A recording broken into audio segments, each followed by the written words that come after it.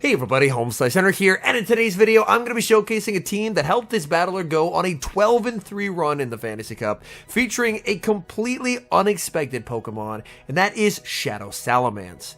These battles were submitted to the channel by a member of the community, Dr. Stalemate, so many thanks for the battle submission. The team he's using features double Shadows with Shadow Magnezone on the lead, Shadow Salamence in the back, and for the third Pokemon, Turtonator. So a bit of a standard ABB style strategy, but the team is ABA weak to Flygon. So without further ado, let's hop into the matches, and let's take a look at this team in action. Hopping into the first match, leading the Shadow Magnezone versus Berserker. Magnezone is going to look to farm up a significant amount of energy, building up to the Mirror Shot plus Wild Charge, and going for the nuke. The Wild Charge does get respected, the switch to Turtonator, and Berserker is going to fire off energy. Close combat is survivable. They go for a Trailblaze, hoping for the shield, but Turtonator does nothing of the sort. In comes Tapu Fini, and this is an important Pokemon to bait out. Turtonator is running Flash Cannon specifically for those Water Fairy switch-ins. Flash Cannon connects, dealing devastating damage. Whatever they throw will hit for neutral here. It is going to be the Surf, and Tapu Fini is able to get the farm down. In comes the Magnezone, denying the energy from the Tapu Fini with the loaded Mirror Shot. Mirror Shot will be able to pick up the KO. In comes Berserker. In comes the Salamence to greet it, and Salamence will commit the shield as Berserker goes for the Trailblaze. In the back is Azumarill, so unfortunately the Double Dragon team met with Double Fairy in game number 1. So unfortunately, countered a little bit on the lead because Berserker has close combat, countered on the swap, and now countered in the endgame. But Salamence with an energy lead is going to be able to inflict some nice damage with the Fly and the perfect overfarm to play to the CMP tie. This prevents the opponent from overfarming, and now can potentially set up Magnezone to win this in the endgame.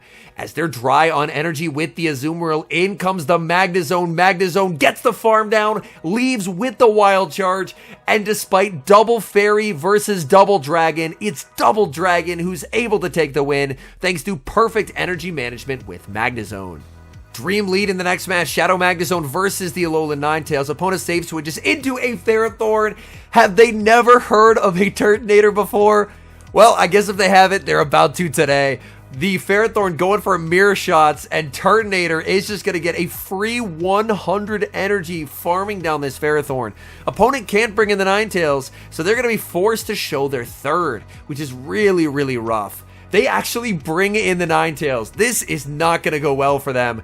In comes the Flash Cannon. They will shield it, as of course an Overheat would also KO, but look at the Incinerate damage. The opponent, no respect for fire types, and they are getting punished for it as they have to double shield a Ninetales.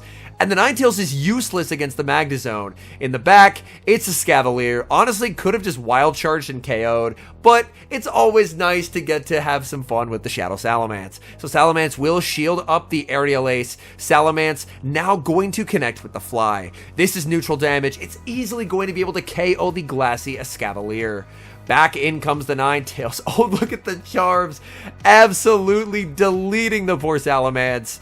The Ninetales has energy, but it gets completely erased by Mirror Shot from the Magnezone, as Magnezone wins charge attack priority and the game. Hopping into the next match, people are bringing out the Charmers, and Magnezone is here to say no. Opponent save switches into their own Magnezone, and clearly there's some kind of a meta shift to people running ABA weak to Turtonator, but that is not to be recommended, as Turtonator is a real Pokemon, and it will inflict serious damage. If they bring in the Ninetales, they're going to have to shield. Opponent is going to bring out a Steel Wing Dragonite, and Steel Wing Dragonite will honestly struggle a bit against the Turtonator, as it's not going to be able to farm down. They have to throw, because if they don't, Turtonator is making it to another Dragon Pulse. This Dragon Pulse will be shielded up, so just like last game, the opponent having to give up 2 shields, and look at the Dragon Tails. Oh my goodness. If Salamence can do one thing, that's output monster damage in a hurry. In comes the Wigglytuff, going to be answered with the Magnezone. Magnezone going for the Wild Charge. Mirror Shot is super effective, but Wild Charge will hit harder. Wild Charge will pick up the KO. Dragonite is getting farmed down, and that's game over. There's a core breaker on the lead in the next match, Shadow Magnezone versus Giratina. Giratina does very well against both the Magnezone and the Turtonator, so this is going to be a difficult game. We see an aggressive save switch into the Salamence that's going to be answered with Skarmory. The Fly does lots of damage, but will not pull a shield from the opponent. Skarmory could have potentially farmed down there, but the opponent, unfamiliar with Salamance's pacing, is going to end up going for the Sky Attack. This will set up a nice farm down for either the Turtonator or the Magnezone. Going to send in the Turtonator, these Incinerates adding up substantially, and Turtonator now has a nice 40 energy head start. Opponent is going to send in the Giratina, and the Giratina, even just taking a couple of those Dragon Tails, is already in a range where potentially you can knock out with a Wild Charge. Turtonator farming up quite a lot of energy. Opponent is going to go for a switch and a catch onto Empoleon. They bank a ton of energy, catching the Dragon Pulse, and that is a bit of an unfortunate catch. In comes the Magnezone, unable to get the farm down. Empoleon will make the Hydro Cannon, and that is quite threatening. So we do see the shield used.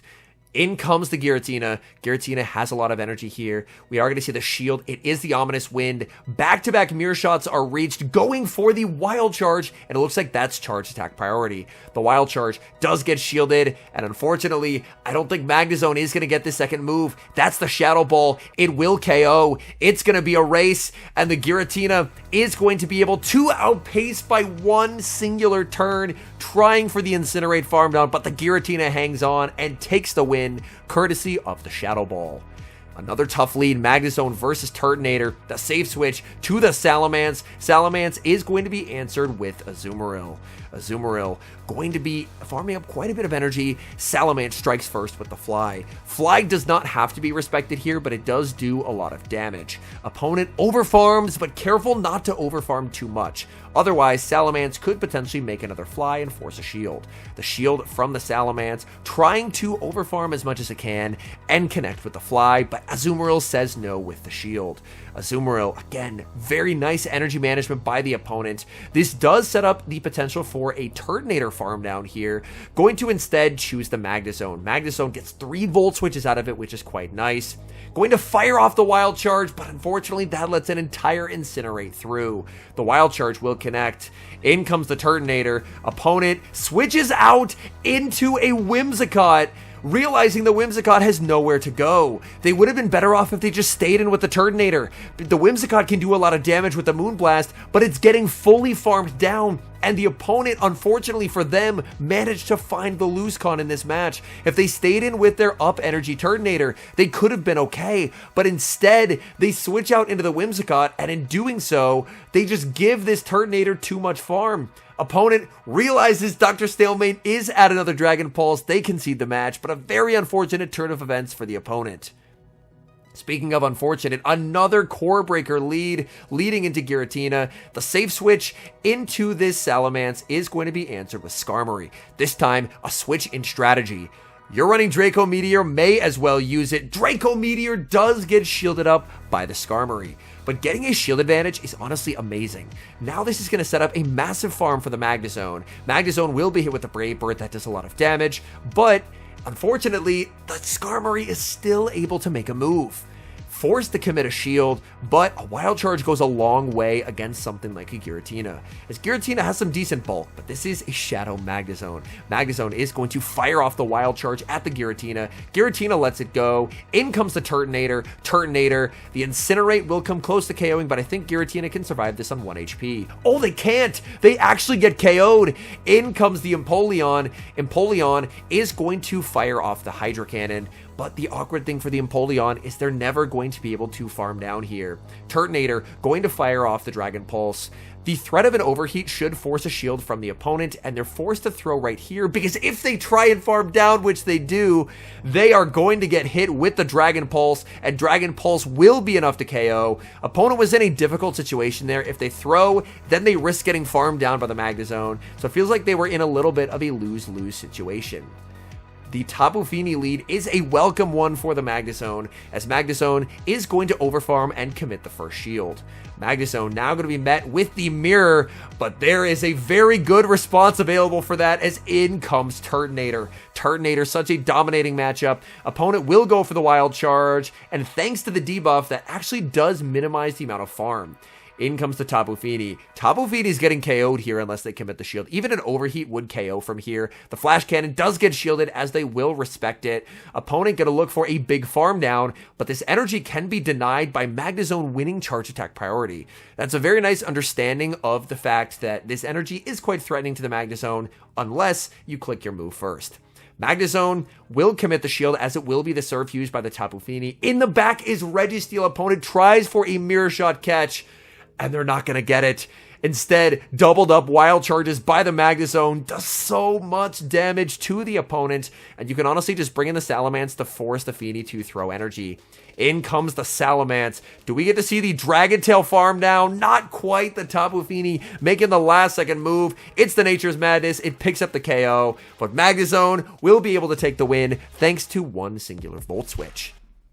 Man, these leads have not been the kindest for the Shadow Magnezone. A lot of Turtonator and a lot of Giratina. The switch out into the Salamence answered with the Tapu Fini this time. So instead of a Giratina Skarmory core, we now see the Giratina Tapu Fini core. The fly connects, and as opposed to a Azumarill that can actually survive that fly, Salamence looks like it can one-shield farm down.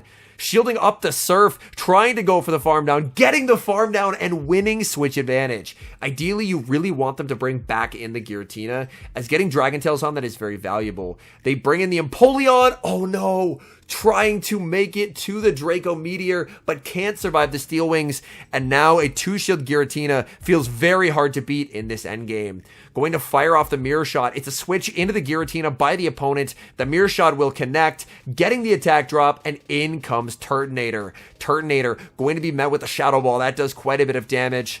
The attack drop definitely helping here. Turtonator would love the farm down. Opponent is able to make the last second move. If this is the Ominous Wind, it's survivable, and it is just the Ominous Wind, going for the Dragon Pulse as the Empoleon re-enters the field of play. The Dragon Pulse will be shielded up. Empoleon is going to get the farm down, and I think, unfortunately, unless the Volt Switch KOs, it's going to be a loss, but the Volt Switch does KO the Shadow Magnezone. Just too much damage. Things looked rough there in the mid-game, but man, Magnezone still able to take home the win. A good lead for a change for the Magnezone. The Berserker save switch will be answered with the Turtonator. It's a foul play Berserker. Berserker able to tank the Incinerate on 1 HP and force a shield from the Turtonator. Back in comes the Wigglytuff. Wigglytuff, oh boy, if they don't respect this, they are not going to have a good day. Flash Cannon connects. The Turtonator farms down. In the back is a Force Palm Lucario. This Lucario could prove to be very problematic. In comes the Magnezone. Magnezone will go for the Mirror Shot, fishing for a debuff here. The debuff does occur. Opponent worried about a potential second Mirror Shot will go for the Power-Up Punch. So they are now boosted. It's going to be a race here. These Shadow Dragon Tails sure do not look resisted. The shield, as the opponent will go for another Power-Up Punch. They need to make a Thunder Punch to win, but the Lucario is just too glassy, and that's game over for the opponent. Another core breaker in the next match. Honestly, a lot of dragons are very, very awkward for this Shadow Magnezone plus Turtonator core.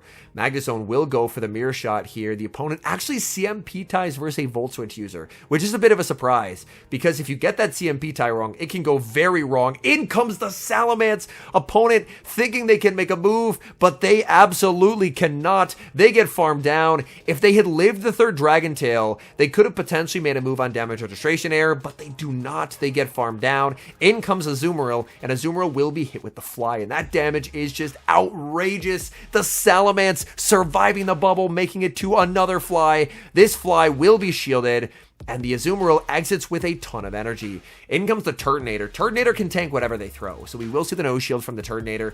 Azumarill is going to go for the Ice Beam bait, hoping for a shield. In the back, they send out Sand Slash. Sand Slash going to be firing off the Ice Punch here. Ice Punch shielded up by the Turtonator. Turtonator going to go for the Flash Cannon. Opponent, unfortunately for them, they just didn't have anywhere to go with the Sand Slash. The Sand Slash was either getting Wild Charge KO'd or farmed down with the Turtonator. Great lead in the final match, leading the Magnezone into the Azumarill, and the Force Palm Lucario save switch is having a very bad day against Turtonator.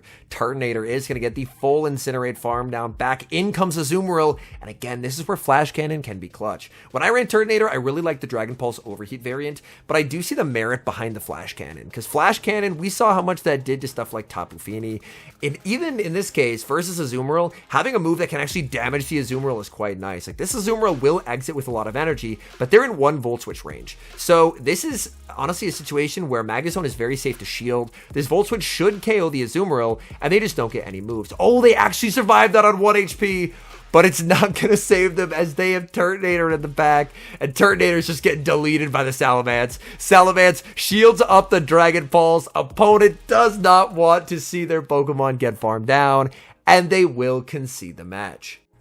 All in all, if you showed me this team on paper and asked me, is this a climbing team for the Great League Fantasy Cup, I would probably have my doubts, to be 100% honest. However, Dr. Stillmade mentioned that he's climbed about 200 ELO in 2 days with this team. When he initially sent in the battles, he mentioned that he was 12-3 with it in the 3 sets that he had run, and then today, the day that I'm recording, he played it again and again, had a big climb, so he's now pretty close to expert. A team that is ABA weak to a lot of dragons, I feel really would have struggled in the first half of this Great League Fantasy Cup rotation, as dragon types were a lot more common, but it seems like people have resorted to running a lot more fairy types. So there's a lot more stuff like Azumarill and Wigglytuff absolutely everywhere. So having a lead like Magnezone that can do very well into a lot of the fairies, and then a lot of the stuff that hunts the fairies like the Empoleons and the Skarmories of the world, ends up putting you on a pretty good foot. And then if people do have the dragons, the ability to one-shield Dragon Tail through them with the Shadow Salamence and really throw opponents off guard definitely ended up working out nicely for him. Anyways, thank you guys so much for watching. If you're enjoying the content, make sure to leave a like and subscribe to the channel if you haven't. And a special thank you as always to our members here on YouTube. The support you guys provide is sincerely appreciated. So thank you guys oh so very much. And until next time, I've been HomeSliceHenry.